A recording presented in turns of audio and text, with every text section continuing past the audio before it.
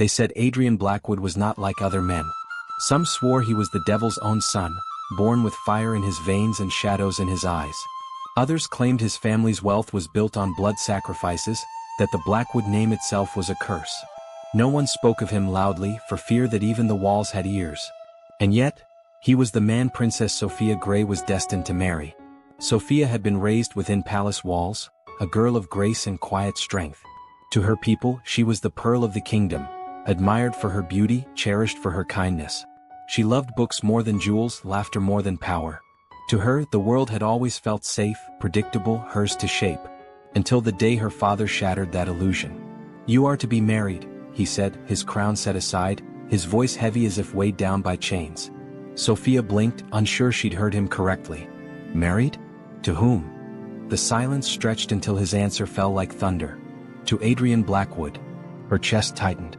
The name was a storm in itself. She had never met him, but the stories were enough to haunt her dreams. A man feared across kingdoms. A man who was said to smile only when watching his enemies fall. A man whose eyes could strip the soul from your body. "No," Sophia whispered, shaking her head. "Father, you cannot mean this." The king's face was pale, his hands trembling on the armrest of his chair. "It is beyond choice, Sophia.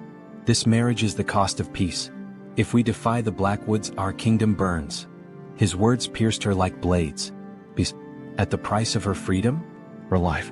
That night, as the moonlight spilled across her chamber floor, Sophia stared at the ceiling with wide, unblinking eyes. The palace, once her safe haven, now felt like a prison. She was no longer a daughter, no longer a princess with a future of her own making. She was a pawn in a game she did not understand. And somewhere out there, the devil's son was waiting. The palace had never felt so quiet. Sophia walked its marble halls and could almost hear the words people didn't dare speak in her presence. Servants bowed lower than usual, their eyes fixed on the floor, but when she passed, the air seemed thick with murmurs. The princess, marrying him? They say his shadow walks faster than he does. My aunt claims he doesn't bleed red, but black. Sophia gritted her teeth each time the rumors reached her ears. The fear was worse than chains. How could one man, unseen, unheard, untouched, bend her father's will, silence the court, and turn her kingdom into a cage? One afternoon, she confronted her lady-in-waiting, a timid girl named Clara who had served her since childhood. "Tell me," Sophia said, standing by her window where the sun poured in like gold. "What do you know of Adrian Blackwood?" Clara's hands fumbled with the hem of her dress. "My lady, I shouldn't. Tell me." Sophia's voice hardened, surprising even herself. Clara swallowed. "They say he was born with eyes that frightened even his mother. They say when he speaks, men obey without question. Some call him prince, others call him monster. But everyone agrees on one thing, he always gets what he wants." Sophia turned back to the window, her jaw tight. The gardens outside stretched endlessly, yet she had never felt so trapped. Her father had not spoken to her since the night of his announcement. Ministers avoided her gaze during council dinners. Even her younger brother, Henry, looked at her with pity rather than comfort. The silence around her was louder than any truth. And then, 3 days later, the silence broke. A messenger arrived at the palace gates, bearing the Blackwood seal. His arrival sent shivers through the court. A tall man dressed in black, his face unreadable, his voice steady as stone. He bowed before the king and delivered only 7 words. "Lord Adrian Blackwood comes for his bride." The court gasped. Sophia's chest clenched. The whispers were no longer whispers. The devil's son was on his way. The palace gates groaned open. Every guard straightened, every maid stopped in her tracks. Whispers darted across the courtyard like startled birds. They said he had come. The devil's son. The palace halls had never been so tense. Every servant moved as if stepping on broken glass. Every guard straightened as though their very lives depended on it. Word had spread like fire through dry grass. Adrian was coming. Sophia sat at the far end of the grand chamber, her hands curled into her gown. She had braced herself for the sight of a monster, horned, cruel, with eyes like burning coals. That was what the rumors had painted. That was what the whispers said the devil's son would be. Then the doors opened. And he walked in. The air shifted, but not in the way Sophia expected. He was tall, broad-shouldered, with the kind of grace that belonged more to kings than demons. His hair fell neatly, his steps calm and assured. His face, it was striking, almost painfully handsome, with sharp lines softened by an elegance that didn't belong to the stories she'd been told. There was no smoke, no shadow clinging to his heels. Only a presence so commanding that the room seemed to shrink around him. Sophia's breath caught. This is him? Adrian's eyes swept over the room, and for a moment they landed on her. They weren't red with fire. They weren't black with malice. They were steady, clear, and almost warm, though unreadable. Her chest tightened, confused. This was not the devil's son she had feared all her life. He didn't look dangerous. He looked like a man born to hold the world in his hands. Still, the air shifted around him. The guards who had trained their whole lives to face war lowered their eyes. Even her father, the king, tightened his grip on the throne's armrest. Adrian bowed, not deeply but just enough to acknowledge formality. "Your Majesty," he said, his voice smooth, carrying the weight of command. "I have come as requested." Sophia's mother stiffened.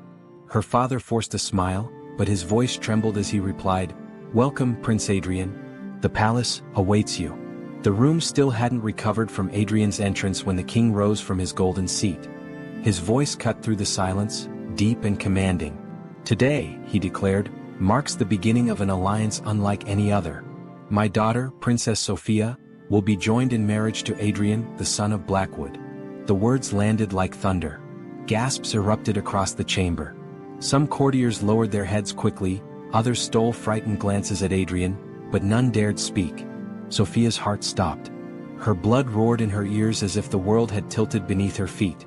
She knew this was coming. She had always known.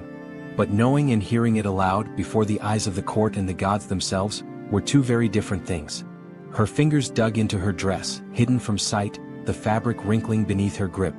Adrian stood beside her now, close enough that she could feel the heat of his presence. He didn't flinch, didn't even look shaken by the words.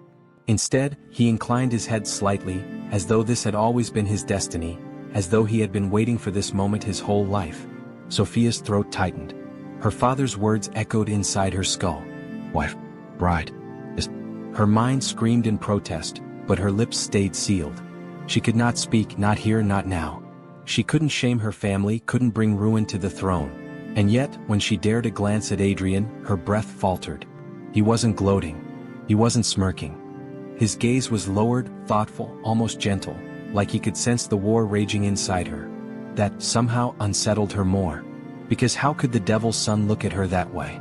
How could he appear human? The court erupted in applause, forced, hollow, trembling. Sophia lifted her chin, masking her storm behind a practiced royal calm. But inside she was breaking. She wanted to scream, to run, to tear off the invisible chains that bound her to him. She wanted to hate him with all the fire in her soul. And yet, she couldn't stop replaying that first look he gave her. Steady, clear, almost kind. What if the greatest danger wasn't marrying a monster? What if the danger was marrying a man she could not resist? The morning after the engagement was a blur of whispers, hurried footsteps, and the endless ringing of bells in the palace court. Servants packed Sophia's belongings in fine chests, but her heart felt heavier than any jewel-studded gown they laid inside. She stood by her window, staring out at the rising sun, her hands trembling slightly. This was it. She was no longer just the princess of her father's kingdom. Soon she would belong to Blackwood, a place spoken of with awe and dread.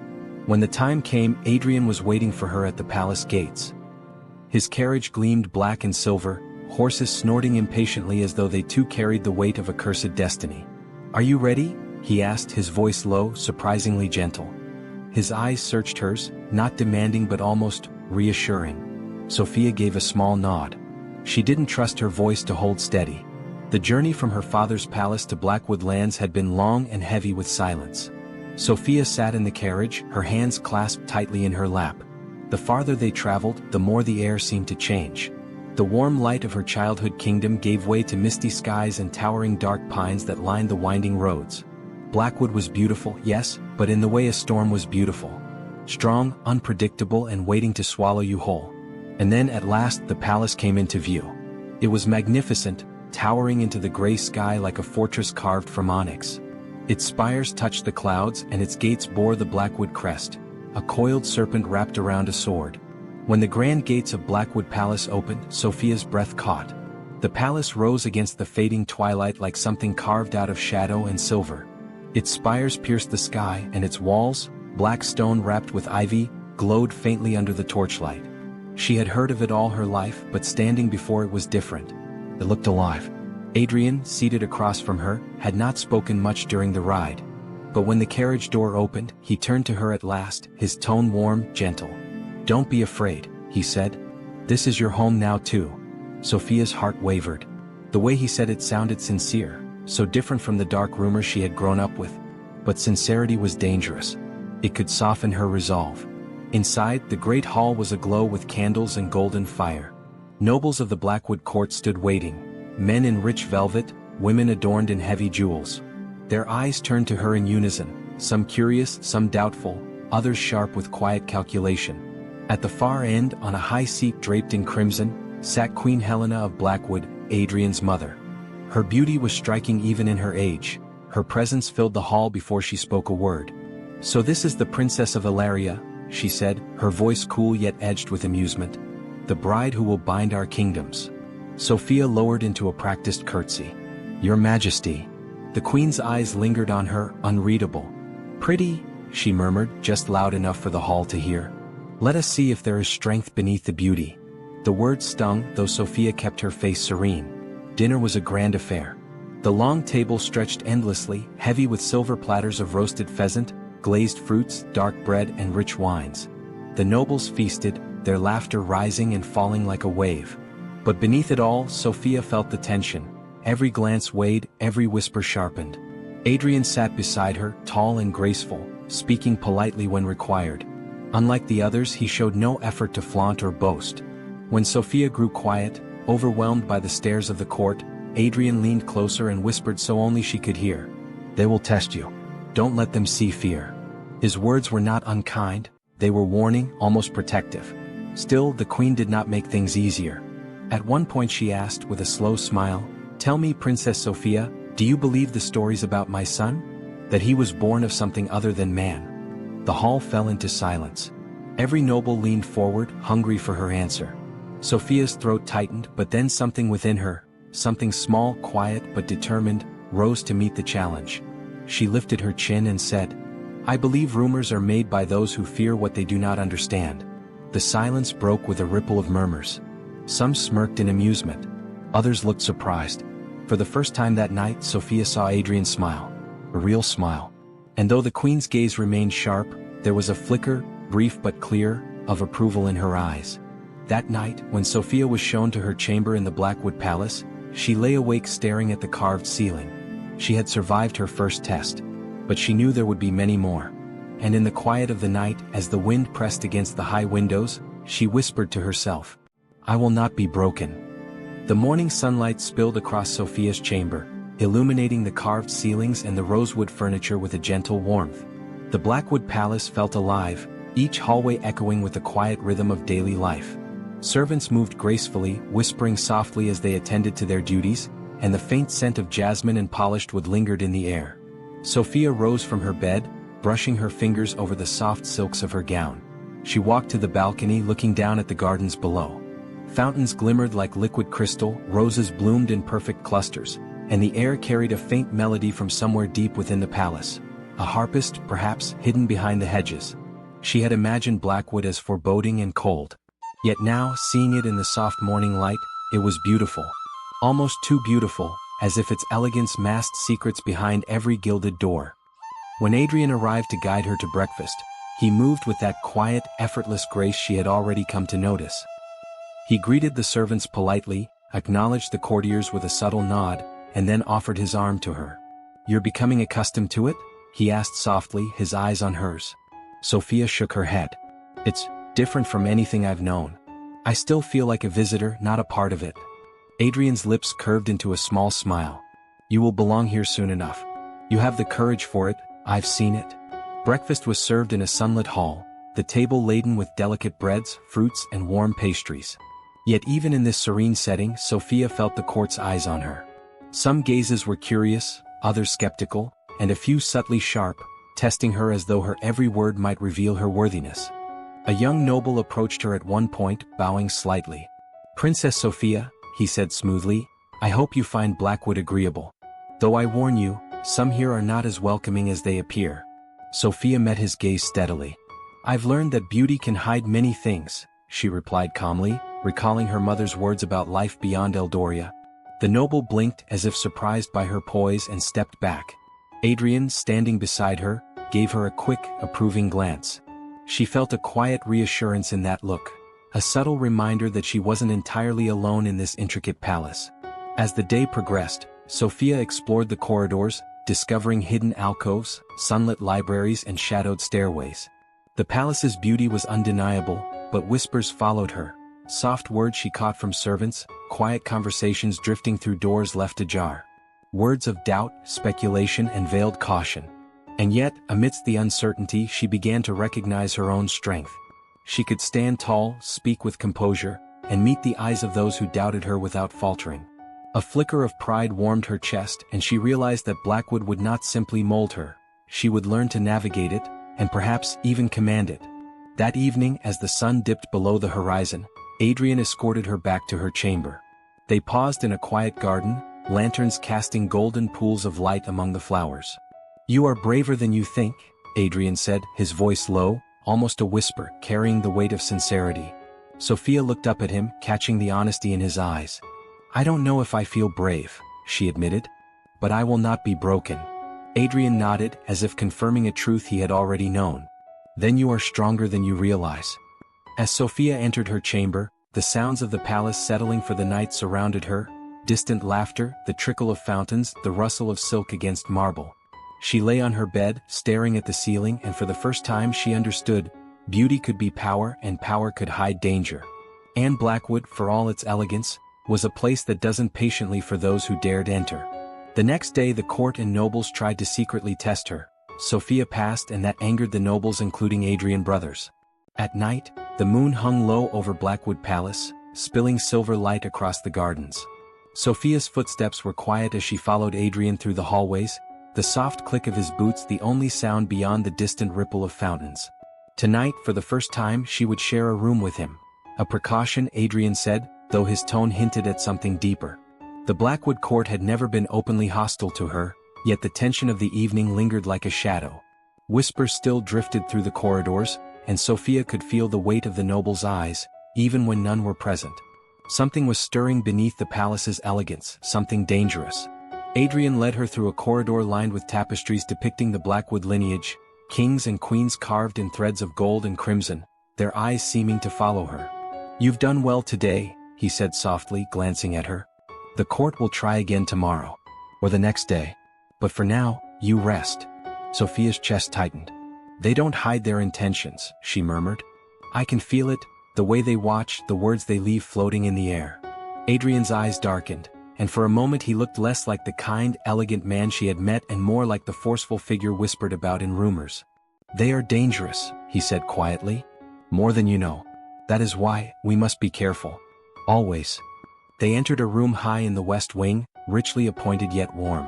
The firelight danced across polished wood, soft rugs and golden accents. It was a room meant to comfort, but tonight it carried a new purpose: safety. Sophia realized then that she had never been this close to Adrian outside of formal gatherings. They sat across from one another by the fire, the space between them intimate yet respectful. Why me?" she asked suddenly, her voice barely above a whisper. "Why protect me like this?" Adrian studied her quietly. "Because the danger is not just around you," he said, his tone steady. "It's because of you. Because of us. And because if they succeed, I will not survive without you by my side." Sophia's heart thudded. The weight of his words settled on her like a stone, heavy but undeniable. She realized then that the palace's beauty was fragile, and that the very people who smiled and bowed could be the ones who wielded knives in the dark. But one question still lingered in her mind. Why did he choose her? The night stretched on with silence, broken only by the occasional flicker of candlelight. Then faint footsteps echoed outside their door. Adrian's gaze sharpened instantly, his posture alert. "They are moving sooner than expected," he whispered. Sophia froze. "Oh, what do you mean?" "The nobles," he said, his voice low and tense. "Some have already begun plotting. Tonight may be the first test, or the first strike." A chill ran down Sophia's spine, yet amidst the fear, a spark of resolve ignited. She would not be passive. She would not simply survive. She would stand, alongside Adrian, for him and for herself. Adrian reached out, brushing a loose strand of hair from her face. "Rest now," he said. "You will need all your strength. Tomorrow, the court will show its true face." As Sophia lay on the bed that night, the fire casting dancing shadows across the walls, she realized the palace had changed. It was no longer just a place of beauty, of elegance, of whispered courtly politeness. It had become a battlefield, and she was no longer a mere observer. The moon hung low over Blackwood Palace, spilling silver light across the gardens. Sophia woke to the quiet hum of the castle settling into night. She saw Adrian standing near the window, gazing down at the grounds below. His posture was calm, almost casual, yet there was an intensity she had never noticed before. "You're awake," he said softly, turning toward her. His eyes were bright, but there was something else, a sharpness, a depth that seemed to reach beyond the room. "I couldn't sleep," Sophia admitted. "Too many thoughts." Adrian nodded. "The palace has a way of doing that," he said. But then, almost imperceptibly, he paused, tilting his head as if listening to something she could not hear. His hand rested lightly on the hilt of his sword, though he made no move to draw it. "What is it?" Sophia asked, sensing the tension ripple through him. "Whispers," he said quietly. "In the air. Not words you can hear, but thoughts. Intentions. Some here wish to harm us tonight." His voice was calm, but the edge beneath it made her pulse quicken. Sophia's heart beat faster, but not from fear alone. There was awe in her chest. Adrian's presence was reassuring and terrifying all at once. The man she had grown to trust carried a shadow, a power she couldn't yet name. Why haven't you told me?" she whispered. Adrian's lips curved faintly, almost sadly. "Because it is not something you need to fear, yet. You need to know the man beside you, not the power he carries. Some things are better revealed when necessary." He walked to her side, and for a moment she noticed subtle movements. "Do you always carry your sword?" she asked, her voice trembling slightly. He nodded. "Always. It is a part of who I am, as is what you saw, or rather what you didn't. There are things in this world. Some see me as the devil's son because they sense what I can do. But I have never needed to show it to you. Not yet." Sophia swallowed hard, a mixture of fear and fascination coursing through her. He was kind, warm, protective, but also untouchable in a way that hinted at something far greater. That night, as they patrolled a quiet corridor together, shadows flickering in the lantern light, she felt the bond between them deepen. She trusted him completely, even as the air seemed heavier, charged with things she could not see. A faint rustle from a distant hallway made Adrian's hand brush hers. "They are moving," he murmured. His voice was soft, but every word carried the weight of warning. "Who?" Sophia whispered. "The ones who do not wish to see Blackwood remain safe," he said. "Watch closely. Learn quickly." As they moved back toward their room, Adrian's sword gleamed faintly in the dim light. Sophia realized she had never truly known the extent of the man beside her. The devil's son whose kindness was only one part of a much darker, more dangerous whole. The next morning she woke with a heavy heart, but everything around her looked disturbingly normal. Servants moved about, the halls buzzed softly, and the air carried the fragrance of roses. She tried to act composed, but inside her thoughts wouldn't rest. What had she been forced into? By midday he suggested they step out of the castle to clear her head. They rode through the nearby town where the people bowed in reverence, not out of love but out of fear. She noticed how everyone's eyes darted away quickly, never daring to meet his gaze. That unsettled her more. He bought her things from the market. At night, the gardens of Blackwood Palace glimmered under the silver moon, lanterns casting pools of golden light across the winding paths and blooming roses.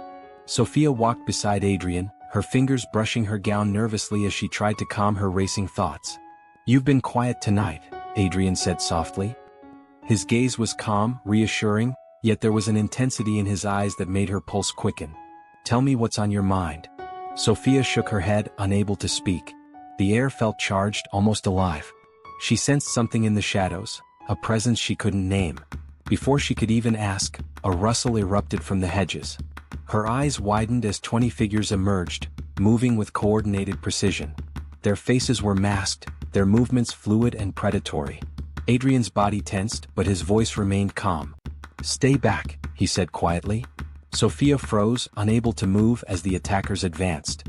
Her heart hammered in her chest. 20 people, how is this possible? "Lucifer," one hissed, voice dripping with malice.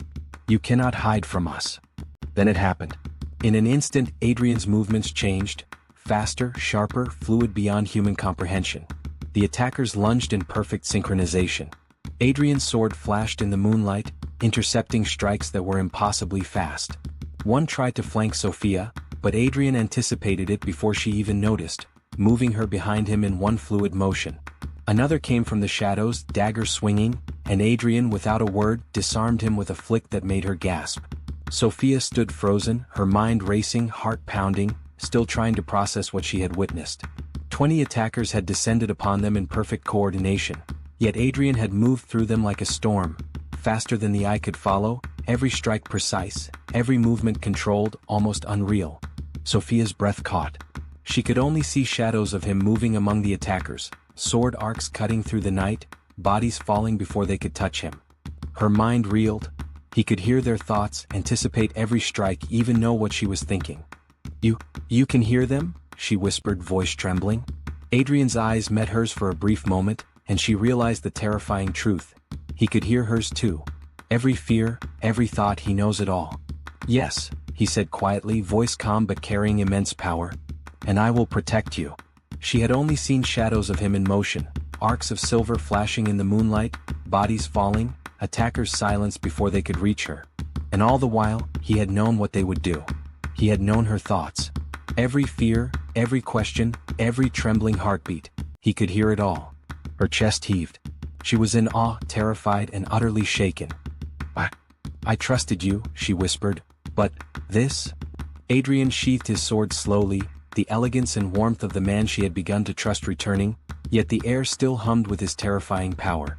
His eyes met hers, soft, protective, but with something unspoken beneath, the weight of the devil's legacy he carried. I can't believe it," Sophia whispered, voice trembling. You're really the devil's son."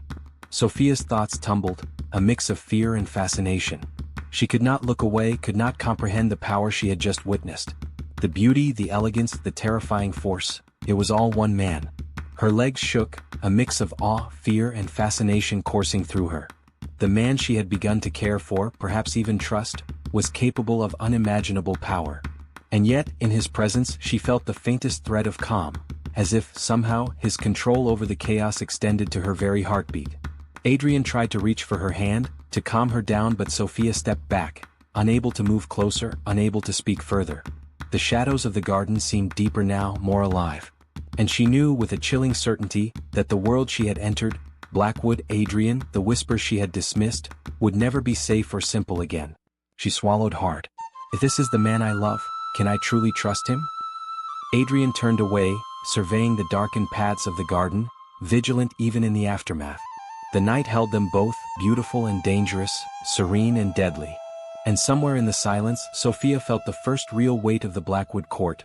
The whispers, the threats, the power struggles that had already begun to coil around them. Her thoughts tumbled, questions she didn't dare voice aloud. If you were the one in my place, would you trust him? Even knowing everything you've just seen? Could you stand by his side, knowing the power he carries, and the danger it brings?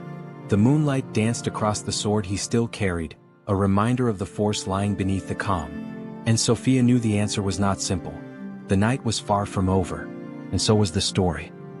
If you were Sophia, knowing everything you now know about Adrian, his power, his secrets, the danger surrounding him, would you continue to trust him?